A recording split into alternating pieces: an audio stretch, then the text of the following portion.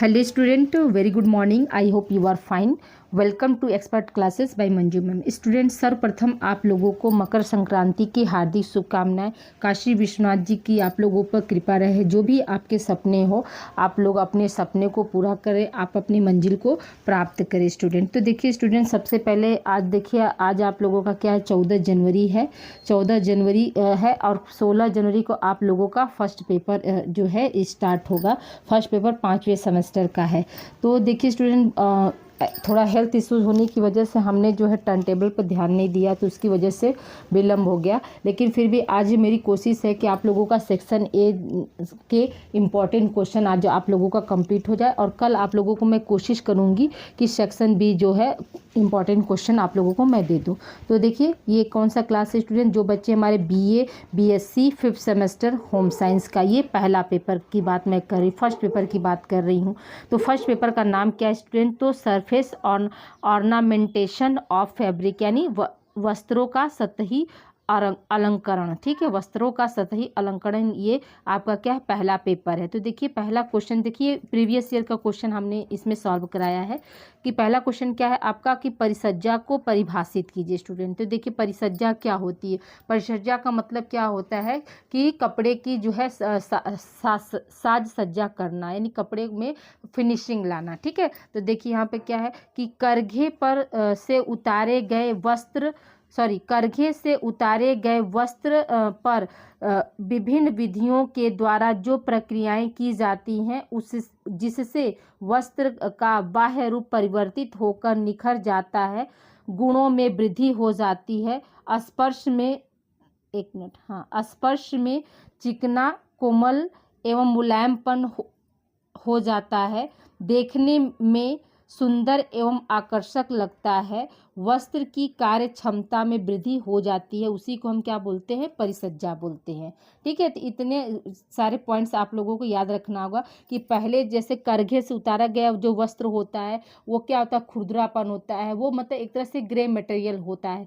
तो उसको क्या करते हैं, विभिन्न प्रक्रिया के द्वारा उस वस्त्र का जो बाहरी रूप है उसको परिवर्तित किया जाता है, जिससे क्या वस्त्र में जो है निखार आ पाए, उसके गुण में वृद्धि हो, स्पर्श करने पर वह जो वस्त्र है वो मतलब खुरदुरा न लगे, वह वस्त्र हमको कैसा लगे स्पर्श करने पर, तो चिकना लगे, कोमल लगे, और वस्त्र को जब हम कपड़े को जब हम टच करें तो उसमें मुलायमपन आए, और देखने में क्या हो, वो सुंदर हो, आकर्षक लगेगा, उसी को हम क्या बोलते हैं, उसी को हम परिसज्जा बोलते हैं। अगर आप मान लीजिए कोई भी वस्त्र है आपको देखने में आकर्षक नहीं लग रहा, सुंदर नहीं लग रहा, तो क्या आप उसको लेना पसंद करेंगे? बिल्कुल नहीं। ठीक है, तो देखिए दूसरा प्रश्न हमारा क्या है, टेंटरिंग परिसज्जा देने का उद्देश्य स्पष्ट कीजिए। यानी जो टेंटरिंग परिसज्जा है वह क्या होती है, इसका क्या उद्देश्य होता है, क्यों उसको यूज किया जाता है। तो देखिए टेंटरिंग परिसज्जा जो है यांत्रिक परिसज्जा की एक प्रकार है। जो टेंटरिंग परिसज्जा होती है वह क्या है, यांत्रिक परिसज्जा की एक प्रकार होती है। टेंटरिंग प्रक्रिया द्वारा ताने तथा बाने के धागे को एक दूसरे से 90 डिग्री कोण पर बनाए रखने के लिए खींचा जाता है। 90 डिग्री का कोण कैसे होता है, ऐसे होता है स्टूडेंट। ठीक है, ये क्या है आपका 90 डिग्री का कोण होता है। ठीक है, तो ये क्या है, ताने तथा बाने को क्या है 190 डिग्री के कोण पर क्या है बनाकर खींचा जाता है, जिससे क्या हो, वस्त्र जो है एक समान रेखा में जो है बराबर हो सके। ठीक है, फिर देखिए क्या होगा, टेंटरिंग प्रक्रिया द्वारा वस्त्र को सभी स्थानों से समान चौड़ाई का बनाया जाता है, यानी सभी आसान स्थान पर क्या हो, समान चौड़ाई के हो, मतलब उसमें कोई विषमता न हो। ठीक है, तथा जब सभी दिशाओं से वस्त्र समान हो जाता है तो इसे गर्म करने की कृत्रिम विधि द्वारा या गर्म वायु से सुखाया जाता है। फलस्वरूप वस्त्र पूर्ण रूप से सीधा होकर समान चौड़ाई का हो जाता है। यानी कहने का उद्देश्य ये है कि जो टेंटरिंग परिसज्जा है वो किस लिए किया जाता है, वस्त्र को एक समान रेखा देने के लिए, समान लंबाई समान चौड़ाई में क्या हो, वो हो, उसी लिए क्या है वस्त्र को टेंटरिंग परिसज्जा दी जाती है। ठीक है, अब आइए अगला प्रश्न हम देखते हैं कि ब्लॉक छपाई क्या है। तो देखिए सबसे पहले क्या है, ब्लॉक छपाई या ठप्पा छपाई सबसे प्राचीनतम छपाई विधि है। सबसे पहले मानव ने ठप्पे द्वारा ही छपाई से वस्त्र को सुसज्जित किया था, परंतु तब ठप्पे नहीं होते थे। ठीक है, जैसे ये ठप्पा जो है ब्लॉक छपाई क्या है, आपका ठप्पा छपाई होता है। और ये सबसे क्या प्राचीनतम मतलब बहुत पुराने समय से चली आ रही है। और उस समय क्या था, उस समय जैसे लकड़ी, अब आप जैसे मार्केट में जाते हैं तो आप मांगते हैं ना ब्लॉक दीजिए, जहाँ पर सारे स्टेशनरी का सामान मिलता है, कलर मिलता है, रंगोली का सामान मिलता है, तो आप वहाँ पर ब्लॉक मांगे तो वहाँ पर क्या है, आपको तरह तरह के लकड़ी से कटे, जैसे गोल इस तरह से आकार के, फिर आपका क्या इस स्क्वायर आकार के ऐसे बने हुए, मतलब तरह तरह के डिजाइन से कटे हुए गुलाब का फूल, पत्तियों के प्रकार के ब्लॉक जो है डिजाइन कटे रहते हैं। और उसको क्या करते हैं, आप कलर में लाएंगे, डीप करेंगे, और डीप करके क्या करते हैं, दूसरे जगह उसको ठप्पा लगाएंगे, तो वो हमारा क्या होता है, ब्लॉक जो है छप जाता है, सेम डिजाइन छप जाती है। ठीक है, तो पहले क्या था, लकड़ी के ब्लॉक नहीं हुआ करते थे। ठीक है, तो क्या है, बल्कि पेड़ पौधों के शेषांग पर डिजाइन बने होते थे, यानी जो शेष भाग अगर कोई डिजाइन बन गया अवशेष के रूप में, तो उसी को क्या करते थे पहले के लोग, जो है ब्लॉक पेंटिंग के रूप में उसको यूज कर लेते थे। अब ब्लॉक छपाई लकड़ी के बने ब्लॉक पर नमूने तैयार करके की जाती है। अभी हमने आपको बताया, यह लकड़ी के ब्लॉक अलग अलग आकार एवं आकृति के बने होते हैं, जैसे गोल, चौकोर, अंडाकार, ठीक है, तिकोना, अष्टभुज माने 8 भुजा वाला, और पंचभुज यानी स्टार, ऐसे ऐसे करके जो है आपका बना रहेगा। तो ये क्या है, इस तरह के जो है ब्लॉक बने रहते हैं। ठीक है, ब्लॉक छपाई द्वारा ब्लॉक छपाई द्वारा वस्त्र की परिसज्जा अत्यंत सरल होती है, यानी कि इसमें कोई कठिनाई, मतलब इसको कोई भी कर सकता है। ठीक है, अगले प्रश्न की ओर बढ़ते हैं स्टूडेंट। अगला प्रश्न हमारा क्या है, बंगाल की कांथा कढ़ाई के बारे में बताइए। तो बंगाल की कांथा कढ़ाई क्या है, तो याद रखिएगा कि कांथा कढ़ाई बंगाल की क्या पारंपरिक कढ़ाई कला है। कांथा से तात्पर्य, यानी कांथा का मतलब क्या होता है, तो पेबंद लगा वस्त्र, यानी जैसे मान लीजिए ये क्या है आपका, जैसे साड़ी हो गया। ठीक है, तो साड़ी पर कभी कभी आप देखते हैं ना पैच वर्क होता है, यानी दूसरे कपड़े को काट कर, जैसे मान लीजिए इस आकार का हमने काटा और उसके बाद क्या किया, इसी आकार को जगह जगह क्या किया, यहाँ पर लाकर पैच की तरह हमने जो है रख दिया। यही हमारा क्या है, कांथा की जो है कढ़ाई होती है। ठीक है, अब देखिए उसी को देखिए, मैंने बताया ना कि पैच्ड क्लॉथ बोलते हैं।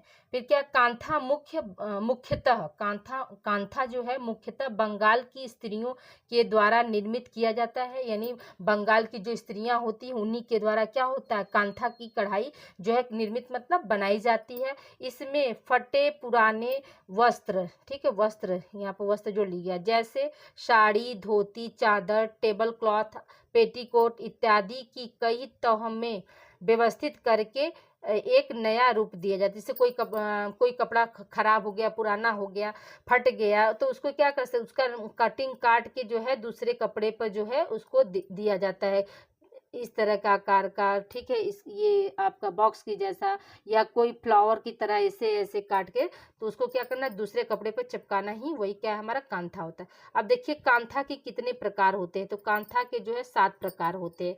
पहला क्या है आपका लेप कांथा, और कांथा, दुर्जनी, सुजनी, आरसिलता, ठीक है, बेटन और रुमाल। रुमाल भी जो हम यूज करते हैं ना, वो सब क्या, वो सब आपका कांथा का ही प्रकार है।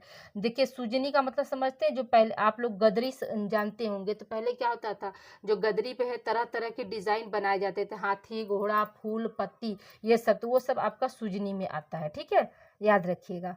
अब आइए देखिए अगला प्रश्न हमारा क्या है कि लखनऊ की चिकनकारी क्या है। लखनऊ की चिकनकारी कढ़ाई के बारे में यहाँ पूछ रहा है। तो देखिए उत्तर प्रदेश में लखनऊ चिकनकारी कढ़ाई के लिए सदा ही प्रसिद्ध रहा है। उत्तर प्रदेश जो है, उत्तर प्रदेश में जो लखनऊ है, ठीक है, लखनऊ है, उत्तर प्रदेश में जो लखनऊ है वो क्या, चिकनकारी कढ़ाई के लिए सदा से ही प्रसिद्ध रहा है। यहाँ के चिकनकारी वस्त्र विश्व भर में प्रसिद्ध हैं।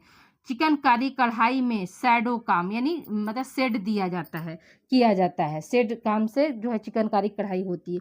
चिकनकारी कढ़ाई जो है अत्यंत सूक्ष्म, बारीक, कोमल होती है। चिकन कढ़ाई एक प्राचीन कढ़ाई है। ठीक है, यानी चिकन कढ़ाई अभी आधुनिक कढ़ाई नहीं, ये बहुत पहले से चला आ रहा है। ठीक है, आप चिकन कढ़ाई कैसी होती है, जैसे कि देखिए डॉट डॉट आप देखे होंगे, मान लीजिए कोई वस्त्र, ये मान लीजिए हमारा कपड़ा हो गया, ठीक है, तो इस पर क्या है, इस तरह से मान लीजिए पत्ती ही बनाना है, तो ऐसे ऐसे ऐसे ऐसे डॉट से बनाते, यही हमारा क्या है, चिकनकारी कढ़ाई होता है। ठीक है, देखिए फिर क्या है आपका कि चिकनकारी में मुख्यतः साटिन स्टेम, मूरी तथा हेरिंग बोन्स टाके का उपयोग किया जाता है। चिकनकारी कढ़ाई से सुंदर वस्त्र और दुपट्टे बनाए जाते हैं, यानी चिकनकारी साड़ी होती है, चिकनकारी दुपट्टा होता है, चिकनकारी सूट होता है। आप में से बहुत से बच्चे जो चिकनकारी सूट पहने भी होंगे, ठीक है, तो वही है। तो चिकनकारी कहाँ की कढ़ाई है, तो याद रखिएगा कि उत्तर प्रदेश में कहाँ, लखनऊ की, ठीक है। अब आइए देखिए, चिकनकारी कढ़ाई में निम्न प्रकार के टाके प्रयोग किए जाते हैं। कितने तरह के टाके जो है चिकनकारी कढ़ाई में प्रयोग किए जाते हैं, तो देखिए पहला क्या है, बखिया, दूसरा है मुर्री, तीसरा है फंदा, चौथा है टेपची, पांचवा है जाली और छठवां क्या है, खटाऊ। तो ये 6 क्या है आपके चिकनकारी कढ़ाई के जो है टाके हैं स्टूडेंट, ठीक है। आशा करते हैं स्टूडेंट आप लोग अब तक वीडियो को लाइक कर दिए होंगे, तो वीडियो को आप लोग लाइक कर दीजिए। चैनल से आप लोग पहली बार अगर जुड़े हैं तो इसको सब्सक्राइब कर दीजिए, क्योंकि इसका जो फायदा है आप लोगों को 6 सेमेस्टर में भी मिल जाएगा। और अभी जो है आप लोगों का जो सेकेंड पेपर जो है 23 जनवरी को होने वाला है, तो उसका भी हम जैसे मॉडल पेपर जो है अब दे देंगे, ठीक है। मान लीजिए इसमें फर्स्ट पेपर में आप लोगों को 1 ही 2 मिल गया, लेकिन 16 जनवरी से लेकर आपका 20 जनवरी तक हम जो है आप लोगों का माने 5th सेमेस्टर का जो है सेकेंड पेपर का मॉडल पेपर देंगे, ठीक है। तो देखिए अब देखिए संश्लेषित रंग क्या, संश्लेषित का मतलब क्या होता है, बना हुआ, बनाया, कृत्रिम विधि से बनाया गया रंग। तो देखिए यहाँ पे क्या है, संश्लेषित रंग क्या है, तो 1856 ईस्वी में संश्लेषित रंग का आविष्कार हुआ। इसका श्रेय विलियम हेनरी पर्किंग को जाता है।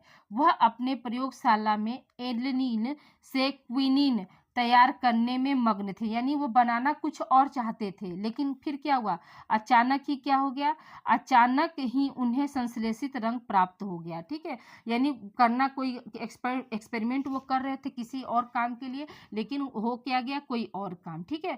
फिर क्या हुआ, संश्लेषित अचानक ही उन्हें क्या हुआ, संश्लेषित रंग प्राप्त हुआ। मौलिक रूप से संश्लेषित रंग कोल तारों से निर्मित होते हैं। इन्हें विभिन्न रासायनिक प्रक्रिया के द्वारा क्या किया जाता है, बनाया जाता है या प्राप्त किया जाता है, ठीक है, याद रखिएगा। अब आइए अगले पॉइंट की तरफ इसी में देखते हैं। अभी इसमें क्या है कि संश्लेषित रंग विभिन्न रंगों एवं शेड से उपलब्ध होते हैं तथा प्राकृतिक रंग की अपेक्षा क्या होते हैं, सस्ते होते हैं। इनका उपयोग सरलता एवं सफलता पूर्वक किया जा सकता है, ठीक है। और संश्लेषित रंग के भी क्या होते, प्रकार होते, कौन कौन से, तो याद रखिएगा कि संश्लेषित रंग जो है आपके 3 प्रकार के होते। कितने प्रकार के होते स्टूडेंट, तो 3 प्रकार के जो है संश्लेषित रंग होते हैं। तो देखिए इसमें क्या है, संश्लेषित रंग कौन कौन से हैं, तो देखिए पहला अम्लीय रंग, दूसरा क्षारीय रंग, तीसरा क्या है, उदासीन रंग। ये क्या है, 3 आपके जो है संश्लेषित रंग हो गए। देखिए स्टूडेंट आज की वीडियो थोड़ा कम दी है, क्योंकि देखिए बच्चे लोग पतंग उड़ा रहे हैं, तो बाहर की वॉइस बहुत तेजी से आ रही थी, इसलिए आज देखिए आपको इतना दे। और कल आप लोगों को एक और मॉडल पेपर हम शॉर्ट या लॉन्ग क्वेश्चन का हम दे देंगे, दोनों में से कोई एक हमारा जरूर रहेगा। या तो आप लोग का शॉर्ट जो प्रीवियस ईयर का शॉर्ट क्वेश्चन है, यानी सेक्शन बी वाला जो क्वेश्चन है, सेक्शन बी का जो है उसको जो है सॉल्व करा देंगे, या फिर सेक्शन सी का 1 या 2 क्वेश्चन, ठीक। कोशिश ये रहेगी कि सेक्शन बी आप लोगों का जो है सॉल्व करा दे। और उसके बाद क्या 17 से लेकर मान लीजिए हमने बताया ना कि 20 तक जो है आप लोगों का सेकेंड पेपर का हम मॉडल पेपर जो है स्टार्ट कर देंगे। हाँ, तो आज के लिए इतना ही स्टूडेंट। फिर से आप लोगों को हैप्पी मकर संक्रांति।